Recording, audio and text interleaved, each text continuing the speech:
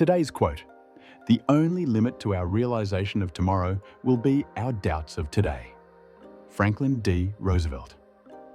In a small village nestled between the mountains, there lived a young woman named Alara. She had dreams of becoming a skilled painter, but every time she picked up her brush, doubts flooded her mind.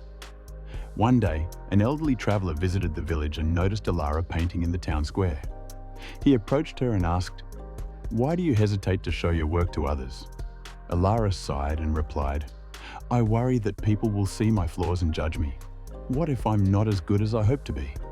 The traveler smiled gently and shared a story of his own. "When I was your age, I wanted to be a writer. I spent years doubting my abilities, scribbling in journals that no one would ever read. It wasn't until I decided to share my stories that I realized the joy they brought to others. It was my own doubt that had held me back for so long." Inspired by the traveler's words, Alara decided to host an exhibition of her art in the village square. She spent weeks preparing, pouring her heart into every painting. On the day of the exhibition, she felt a mix of excitement and fear. As villagers wandered through her display, she watched their faces light up with appreciation. To her surprise, the response was overwhelmingly positive. People connected with her art, sharing their own stories and feelings inspired by her work.